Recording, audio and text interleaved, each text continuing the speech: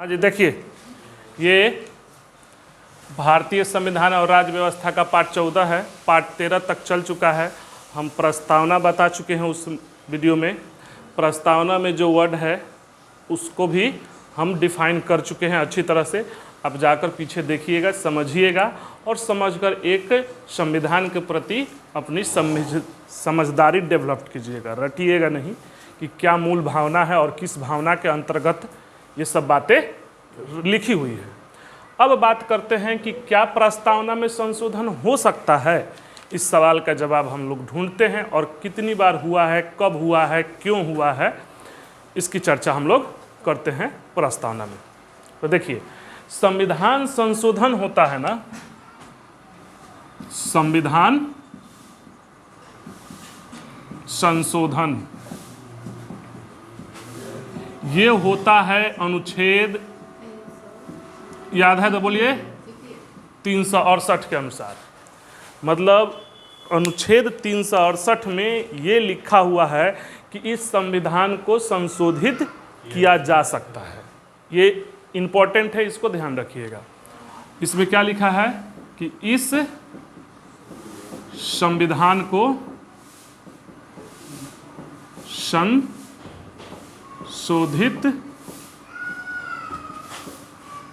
किया जा सकता है। ये वन लाइनर में भी पूछ लिया जाता है कि संविधान संशोधन किस आर्टिकल में है। अब देखिए, अगर ये बातें लिखी हुई है कि 368 के में कि संविधान में संशोधन किया जा सकता है, तो हम सवाल का जवाब किसमें ढूंढ रहे हैं? क्या प्रस्तावना में संशोधन किया जा सकता है? देखिए बात किस तरफ फंसा हुआ।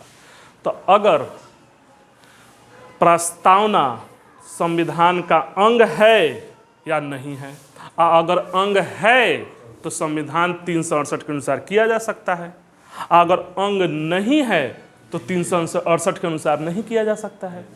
तो बात तो यहीं फंस गई कि क्या प्रस्तावना संविधान का अंग है। जब ये आर्टिकल में लिख दिया गया कि ये कहा कि इस संविधान में संशोधन किया जा सकता है, लिखने वाले से भी देखिए हुआ है कि संविधान लिखे, प्रस्तावना लिखे, तो आप तो डिफाइन तो करो मूल बातें कि प्रस्तावना संविधान का अंग है कि नहीं। अगर अंग है तो डिफाइन संशोधन कर सकते हैं। तो बात फंस गई है कि क्या प्रस्तावना संविधान का अंग है या नहीं है। बात समझ रहे हैं? अगर है तो हो सकता है। क्या प्रस्तावना संविधान का अंग है?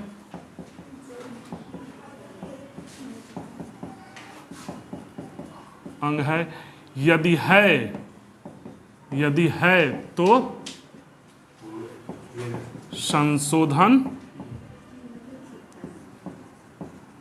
किया जा सकता है। अब देखिए बात फंस गया कि नहीं। संशोधन किया जा सकता है अगर संविधान का अंग है। अगर प्रस्तावना नहीं है, अंग नहीं है, तो संशोधन नहीं किया जा सकता है। यदि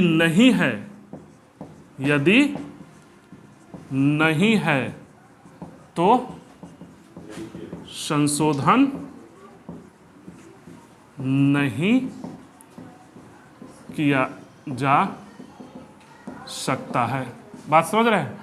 अब संविधान में तो ये बातें लिखी हुई नहीं है, बस इतना ही लिखा गया है कि संविधान 368 के अनुसार संशोधन हो सकता है। अब इस सवाल के जवाब के लिए 3 केस हुआ सुप्रीम कोर्ट में। ये विवाद तो फंस गया ना, मैटर। इस विवाद का, ये दोनों विवाद हो गया ना, ये इस विवाद से संबंधित 3 केस हुआ है सुप्रीम कोर्ट में। यही केसवा पूछ लेता है और इसमें तरह तरह का जवाब आया है। बात समझ रहे हैं? क्लियर है? तो पहला केस है 1960 में बेरू-बरी संदर्भ। ये याद रखना, ठीक है? बेरू-बरी संदर्भ।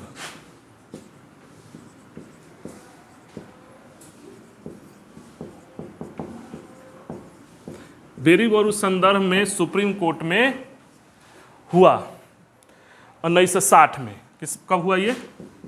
1960 में। प्रस्तावना देखिए, ये बात फंसा हुआ है, ये अपने हिसाब से बात तो फंस गया है। तो इसमें कहा गया बेरीबोरी संदर्भ में राष्ट्रपति को ये अधिकार है कि बात फंसे तो वो सुप्रीम कोर्ट से सलाह ले सकता है। तो ये भी पूछता है कि 143 के अनुसार, अनुच्छेद 143 के तहत राष्ट्रपति सुप्रीम कोर्ट से सलाह मांग सकता है, और उन्होंने मांगा। ये लिखिए बेरीबोरी संदर्भ में 143 के अनुसार, ठीक, राष्ट्रपति सुप्रीम कोर्ट से सलाह ले सकता है। ये दोनों ध्यान रखना है, 143 को ध्यान रखना, बस समझ रहे हो, ले सकता है। और उन्होंने लिया, उन्होंने क्या लिया। और उस समय मुख्य न्यायाधीश जो थे गजेंद्र धरकर थे। ये भी पूछता है गजेंद्र धरकर। तो जब लिए तो अब CJI कौन थे? चीफ जस्टिस ऑफ इंडिया ना, गजेंद्र धरकर। इन्होंने, देखिए बात तो फंसा, बेरीबोरी संदर्भ में 143 के अंतर्गत राष्ट्रपति सुप्रीम कोर्ट से सलाह मांग सकता है। इन्होंने मांगा कि क्या प्रस्तावना संविधान का अंग है कि नहीं, अगर है कि नहीं ये डिफाइन करके हमको बताइए। तो गजेंद्र धरकर ने बताया और सब बेंच उंच ने बैठकर जवाब का आया प्रस्तावना के बारे में। ये देखिए गजेंद्र धरकर की ये एक स्टेटमेंट भी पूछ लिया जाता है कि प्रस्तावना के बारे में गजेंद्र धरकर ने क्या कहा है। तो इन्होंने कहा कि प्रस्तावना संविधान निर्माताओं के दिमाग की कुंजी है। इन्होंने क्या जवाब आया कि प्रस्तावना क्या है? प्रस्तावना संविधान निर्माताओं के दिमाग की कुंजी है। अब इससे देखो अर्थ निकालो। ये बोले ना कि प्रस्तावना कुछ है नहीं, मतलब अंग है कि नहीं, बात तो यही फंसा है कि प्रस्तावना को अंग मान रहे हैं कि नहीं। अब इस पर राष्ट्रपति ने 143 के तहत सलाह मांगा कि बताइए कि क्या है। तो इस सलाह में गजेंद्र धरकर ने कहा कि प्रस्तावना जो है संविधान निर्माताओं की दिमाग की कुंजी है, मतलब चाबी है। इसका अर्थ क्या समझते हैं? अंग है कि नहीं? नहीं है। कुंजी चाबी से अलग होती है, कुंजी ताला से अलग होती है, उससे खुलेगा, मगर कुंजी जो है ताला का पार्ट नहीं है। डिफिनीशन यही आया कि संविधान प्रस्तावना जो है, प्रस्तावना को चाबी मांगिए और दिमाग के निर्माताओं की कुंजी है, यानी ये चाबी है और संविधान निर्माताओं के दिमाग की कुंजी है। वो खोल दिया तो प्रस्तावना अलग है और संविधान अलग है, जिस तरह ताला और चाबी अलग है। हालांकि उसी से खुलेगा मगर उसका अंग नहीं है। तो इसमें क्या आया कि प्रस्तावना कुंजी ताले से क्या होती है? अलग होती है, इसलिए प्रस्तावना में संशोधन नहीं हो सकता। और कुंजी क्या होती है? यहीं पे लिख दे रहे हैं, कुंजी ताला से अलग होता है। कुंजी क्या होता है? ताला से अलग। कुंजी ताला से अलग होता है, इसलिए नहीं। समझ रहे हैं? मतलब इस जजमेंट में क्या आया जी सलाह में? हाँ, कि प्रस्तावना अंग नहीं है, इसलिए संशोधन नहीं किया जा सकता है। अब देखिए एगो बहुत ही फेमस, ये बार बार आएगा, केस हुआ केशवानंद भारती बनाम भारत संघ।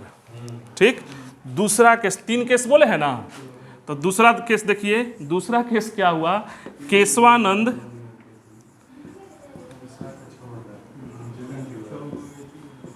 भारती, देखो केशवानंद भारती केरल के एगो मठ के मठाधीश थे, ठीक है, वर्सेस भारत संघ, यानी भारते पर केस किए थे, उनका मठ उठ का जमीन का मामला था, आई बार बार आएगा, ठीक है, मगर हम लोग केशवानंद भारती को पूरी तरह से पढ़ेंगे, मगर इसमें हम प्रस्तावना से सिर्फ बातें उठा रहे हैं। वर्सेस भारत संघ, भारत संघ, इसको तो ध्यान रखना, इस पर टिप्पणी भी लिखने की आवश्यकता है। हुआ कब था?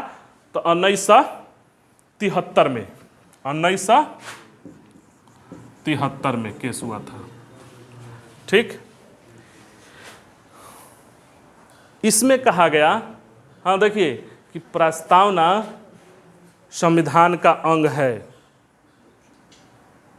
बात समझ रहे हैं।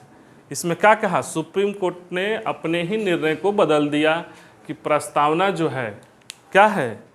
संविधान का अंग है। इस क्या हुआ इसमें? हाँ, और उसका डिफाइन है, बात समझ में आ रहा है? उसको पूरा पढ़िएगा तो वकील बन जाइएगा। बस आप इतना ही समझिए कि प्रस्तावना जो है संविधान का अंग है। इसमें क्या हुआ? प्रस्तावना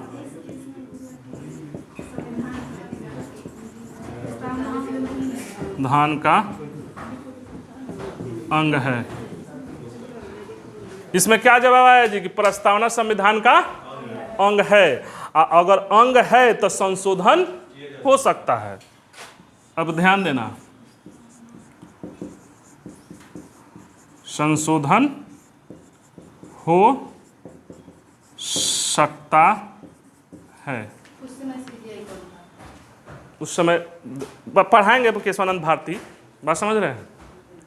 अभी देखिए, इस समय ना इंदिरा गांधी एक्टिव थी, बात समझ रहे हैं। आप राजनीति समझोगे तो बात समझ जाओगे, हम कहना नहीं चाह रहे हैं, बात समझ रहे हो। राजनीति समझोगे, आगे पढ़ाएंगे और राजनीति के जानकार होंगे, कौन किसके प्रभाव में आता है नहीं आता है, ठीक है, क्या विवाद है, तो आप लोग समझोगे, ठीक।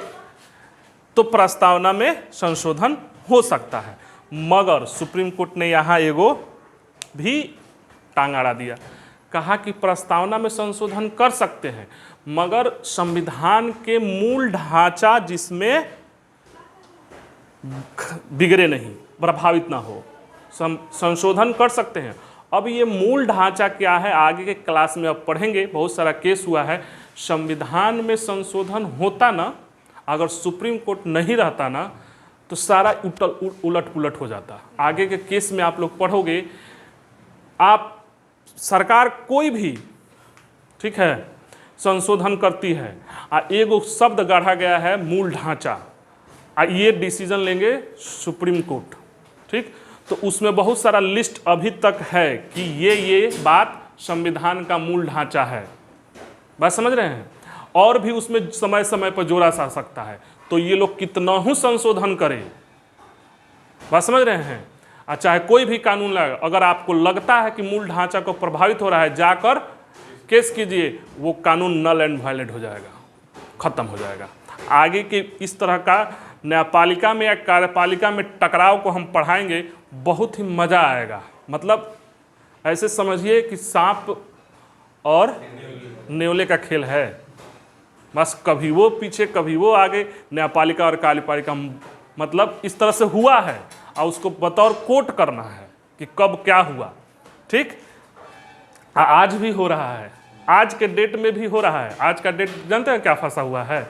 और भी है, मगर आज के डेट में फंसा हो कॉलेजियन सिस्टम और सरकार के बीच में चल रहा है। सुप्रीम कोर्टों के न्यायाधीशों की नियुक्ति और सरकार, तो सरकार चाह रही है इंटरफेयर करना कि हमारा भी इसमें हस्तक्षेप हो।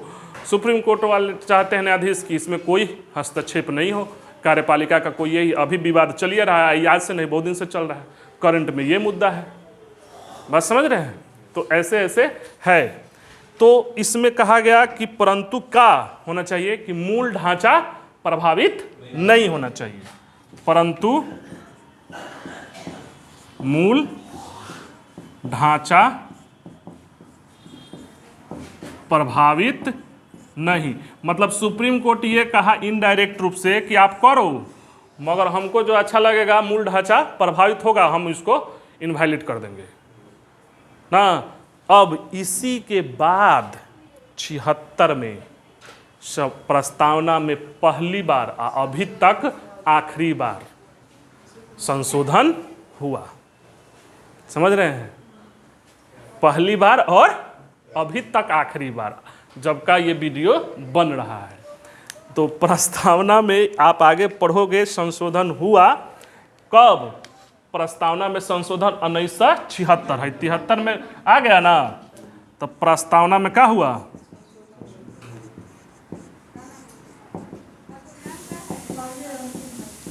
संशोधन हुआ कब? 1976 में हुआ। ठीक, यानी कि आपका इस सवाल का जवाब क्या आया कि हो सकता है मगर मूल ढांचा को प्रभावित नहीं किया जा सकता है। ठीक, ये हुआ था 1976 42वां संविधान संशोधन। ये सब 42वां संविधान संशोधन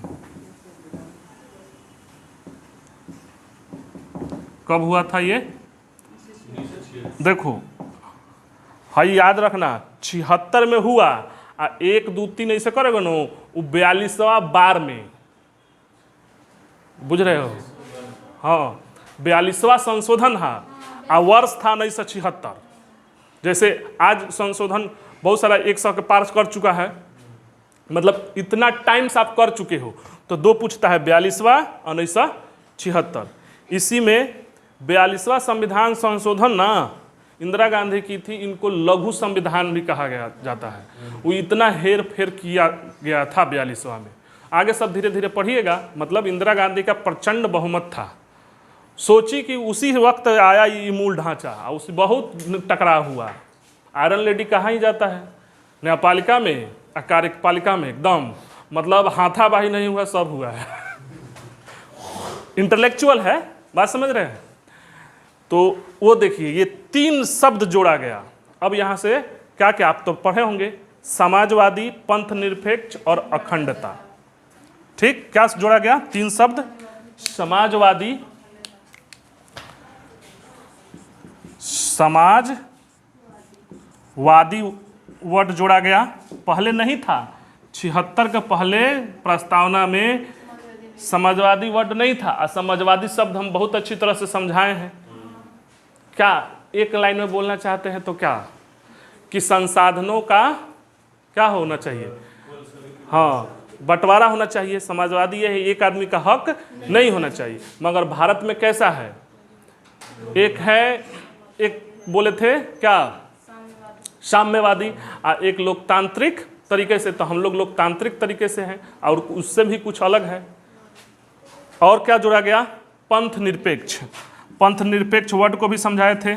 पंथ निरपेक्ष क्या बताए थे?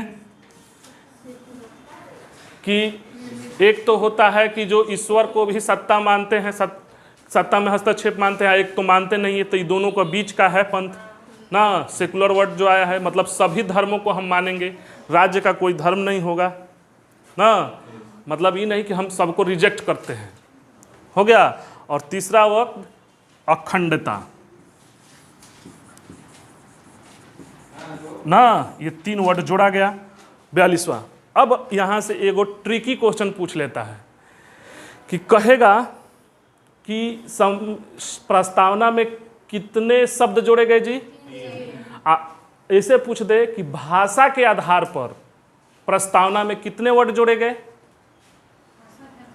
तो 4। फंस जाओगे, ये ट्रिकी क्वेश्चन है, समझो ठीक से। ऐसे वर्ड जोड़े गए समाजवादी, पंथ निरपेक्ष, अखंडता।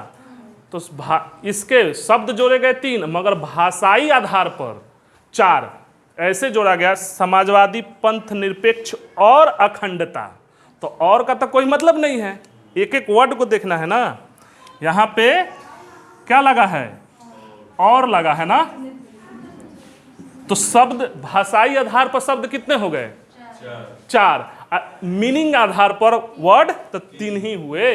तो प्रस्तावना में कितने वर्ड जोड़े गए? 3। और भाषा के आधार पर कितने शब्द? ट्रिकी क्वेश्चन है, समझ रहे हैं बात को? क्लियर हुआ? 2 केस हो गया। अब तीसरा केस समझिए, वो और इंपॉर्टेंट है।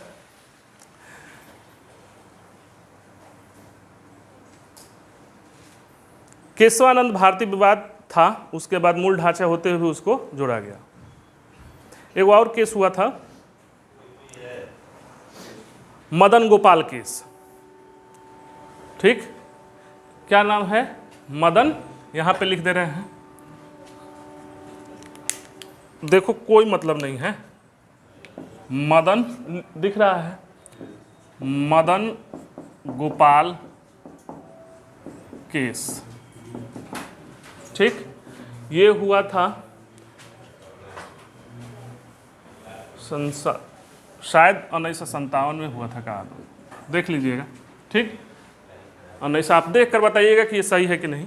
ठीक, प्रस्तावना में हुआ। अब देखिए, ये बोला गया ना इसमें कि क्या प्रस्तावना परिवर्तनीय है। अब ये थोड़ा समझो, क्या प्रस्तावना परिवर्तनीय है, मतलब सब कुछ देकर छीन लिया गया है। बस आप उससे आप उसकी भावना समझ सकते हैं प्रस्तावना का, और कुछ कर नहीं। परिवर्तनीय अभी नहीं समझ में आ रहा है।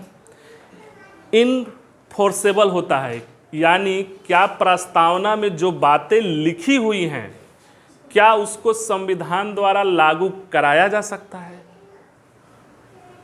बात समझ रहे हो? प्रस्तावना में लिखा गया है ना, जो बातें लिखी हुई हैं, अगर अब तो है, बात तो यहाँ फंस गया ना। देखिए कितना माइनर लोग सोचता है, यहाँ आया कि चलिए अंग है तो संशोधन कर सकते हैं।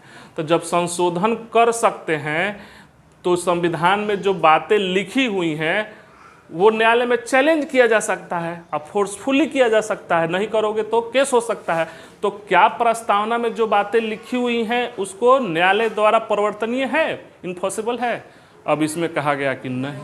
अब लो तो क्या फायदा है इतना भारी वर्ड डालने का?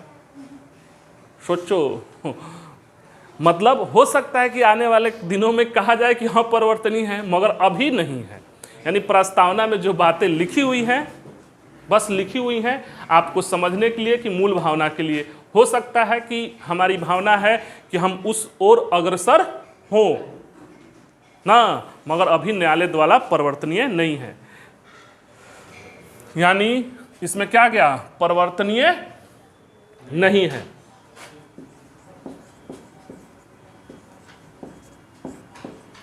नहीं है, हाँ प्रस्तावना, हाँ प्रस्तावना परिवर्तनीय नहीं है। बात समझ रहे हैं? यानी इसको कानून के द्वारा लागू नहीं किया जा सकता, बस यही बात है। मतलब न्यायालय में चैलेंज नहीं किया जा सकता है, बस है।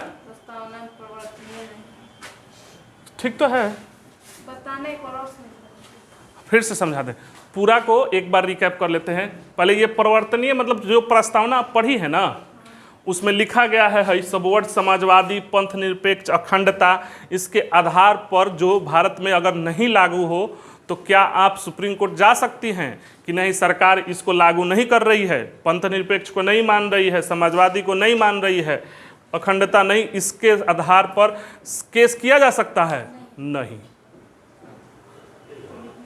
इनफोर्सेबल नहीं है, फोर्सफुली नहीं है, बस समझने के लिए। इसीलिए हम लोग की भावना है कि समाजवादी होनी चाहिए, पंथ निरपेक्ष होना चाहिए, अखंडता होना चाहिए, मगर इसको लागू करना और नहीं हो रहा है तो न्यायालय में चैलेंज करना, ऐसा नहीं है। समझ रहे हैं? तो क्या मतलब हुआ? अरे तो हम ये भी तो कह रहे हैं कि रखने का फायदा ये हमारी भावना है कि हम इस ओर अग्रसर होंगे आ जाएंगे। हम ये भी तो कह रहे हैं कि हो सकता है कोई आने वाले दिनों में इसको परिवर्तनीय किया जा सके, मगर अभी नहीं है। बात समझ रहे हैं? इसको बस समझ, इसीलिए देखिएगा पंथ निरपेक्ष लोग करता है, सेकुलर रहता है, मगर सेकुलरिटी के आधार पर कहीं केस वोस नहीं होता है, आधार पर नहीं होता है। हाँ, इस आधार पर हो सकता है कि आप माहौल गड़बड़ा रहे हो, माहौल बिगाड़ रहे हो, राष्ट्र की एकता अखंडता तोड़ रहे हो, चाहे जो भी है, मतलब उसके आधार पर दूसरा है मगर इसके आधार पर नहीं है। सेकुलर को माने चाहे मत माने ना, इनफोर्सेबल नहीं है। समझ में आ गया? एक बार रिकैप करते हैं शॉर्ट में, एक बात बता चुके हैं ना, प्रस्तावना परिवर्तनीय नहीं है। ठीक है, एक बार रिकैप करते हैं। चलिए सुपर फास्ट रिवीजन करते हैं। देखिए ये संविधान का राज्य व्यवस्था का पार्ट 14 है, पीछे पढ़ाए हैं। हमारा सवाल ये है कि क्या प्रस्तावना में संशोधन हो सकता है? इस सवाल को हम लोग देखते हैं, ढूंढते हैं क्या क्या हुआ है। तो भारत के संविधान में अनुच्छेद 368 कहता है कि संविधान में संशोधन हो सकता है। अनुच्छेद में केवल इतना ही बातें लिखी हुई हैं 368 में कि इस संविधान में संशोधन किया जा सकता है, यानी कि पूरा। अब यहां से बात ये फंस गया कि क्या प्रस्तावना संविधान का अंग है? अगर यदि अंग है तो संशोधन किया जा सकता है, यदि नहीं है तो नहीं किया जा सकता 368 के अनुसार। ये बात फंस गया। अब ये विवाद हो गया। इसके संदर्भ में 3 केस हुआ। तो पहले में बेरूबरी संदर्भ हुआ। बेरूबरी संदर्भ में राष्ट्रपति ने अनुच्छेद 143 के अनुसार सुप्रीम कोर्ट से सलाह मांगा इस सवाल का। ठीक, तो उस समय सीजीआई गजेंद्र धरकर थे। कौन थे? गजेंद्र धरकर। गजेंद्र धरकर ने कहा कि प्रस्तावना जो है संविधान निर्माताओं की दिमाग की कुंजी है, और कुंजी जो होती है ताले से अलग होती है, इसलिए प्रस्तावना में संशोधन नहीं हो सकता। यानी गजेंद्र धरकर का 1960 तक का था, तो प्रस्तावना में संशोधन नहीं हो सकता। एक और केस हुआ केशवानंद भारती बनाम भारत संघ 1973 में। इसमें कहा गया, सुप्रीम कोर्ट ने कहा कि संविधान प्रस्तावना संविधान का अंग है। अब अगर अंग है तो संशोधन हो सकता है, मगर सुप्रीम कोर्ट ने कहा कि मूल ढांचा प्रभावित ना हो। इसी के आधार पर प्रस्तावना में संशोधन हुआ 1976 में, 42वां संविधान संशोधन। उसमें भाषाई आधार पर ध्यान दीजिएगा 4 और मीनिंग के आधार पर 3 वर्ड जोड़े गए, समाजवादी, पंथ निरपेक्ष और अखंडता। ये 3 मीनिंग के आधार पर वर्ड प्रस्तावना में संशोधन हुआ और जोड़े गए। मगर अगर पूछे भाषाई आधार पर, तो भाषाई आधार पर 4 वर्ड समाजवादी, पंथ निरपेक्ष और अखंडता जोड़ा गया था। बात समझ रहे हैं? यानी प्रस्तावना में संशोधन हो सकता है, मगर मूल ढांचा को प्रभावित नहीं किए बिना। तीसरा केस हुआ मदन गोपाल के 1957 में था। क्या इसमें यह प्रश्न किया गया कि क्या प्रस्तावना परिवर्तनीय है? परिवर्तनीय है इसका मतलब कि न्यायालय द्वारा इसको लागू कराया जा सकता है? जवाब में आया कि नहीं, प्रस्तावना परिवर्तनीय नहीं है। यानी कि प्रस्तावना में जो बातें लिखी हुई हैं वो न्यायालय द्वारा लागू नहीं कराया जा सकता, या आप उसको न्यायालय में नहीं चैलेंज कर सकते। बस ये मूल भावना है, हो सकता है आने वाले दिनों में हो जाए। यही है प्रस्तावना से संबंधित।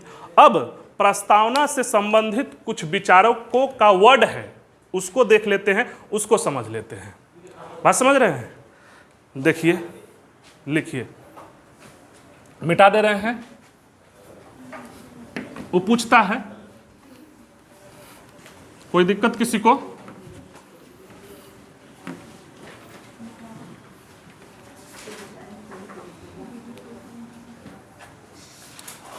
प्रस्तावना से संबंधित कुछ सेंटेंस है, उसको ध्यान रखिएगा। ये 1 लाइनर में पूछ लिया जाता है। ठीक, क्या कहा गया कि प्रस्तावना संविधान की कुंजी है? किसने कहा था? हाँ, अब वही ना बताएं। प्रस्तावना क्या है? संविधान की कुंजी है। ऐसे निर्माताओं, वो मीनिंग तो यही आया है कि संविधान की कुंजी है। कौन बोले थे?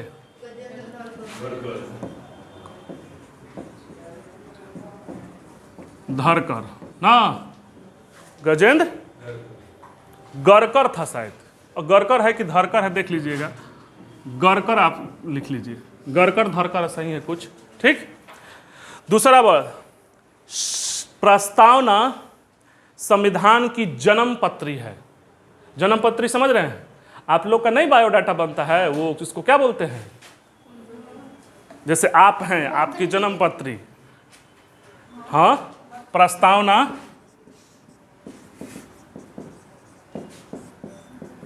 संविधान की क्या है?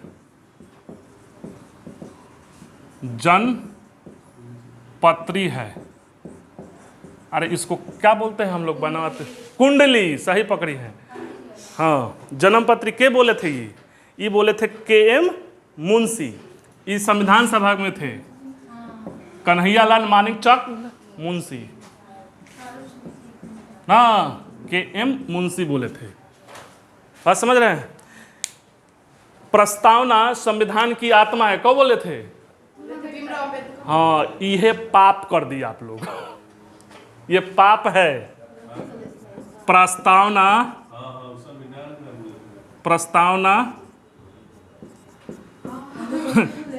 संविधान की आत्मा है। खाली आत्मा आत्मा देखोगे तो काम चलेगा? हैं? आत्मा बोले थे ठाकुरदास भार्गव। ठाकुरदास भार्गव। हाँ, आत्मा से आप कंफ्यूज कर जा रहे हो। ठाकुर दास भार्गव, ठीक, ठाकुरदास भार्गव। ये प्रस्तावना के बारे में बोले थे। अब भीमराव अंबेडकर जो बोले थे ना, अनुच्छेद 32 को बोले थे, वो भी सबको नहीं बोले थे। अनुच्छेद 32 को बोले थे कि संविधान की आत्मा है, प्रस्तावना को नहीं। यहीं पे लिख लीजिए, अनुच्छेद 32 को ये भीमराव बोले थे।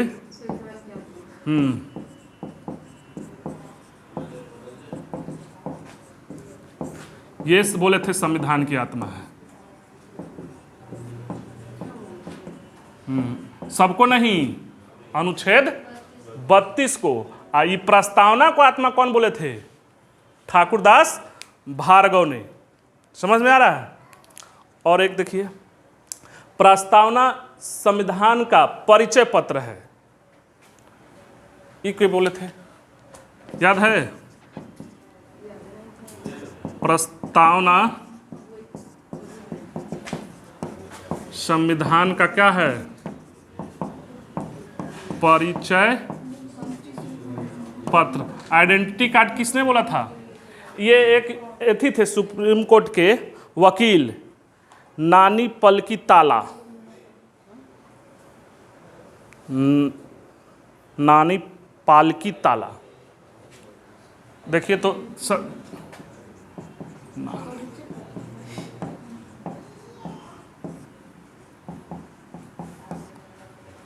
नानी पालकी ताला।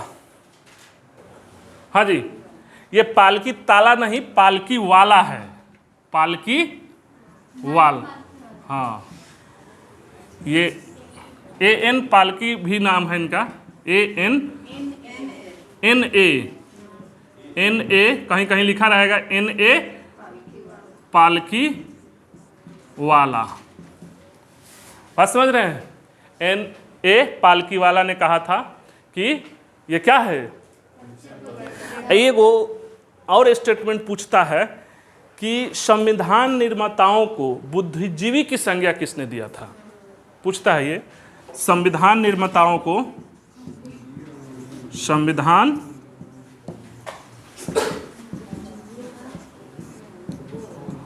को बुद्धिजीवी की संज्ञा किसने दिया था जी? पूछता है ये स्टेटमेंट, याद है? तो बोलिए। अर्नेस्ट वार्कर हैं। बात समझ रही है? लेखक हैं अर्नेस्ट वार्कर।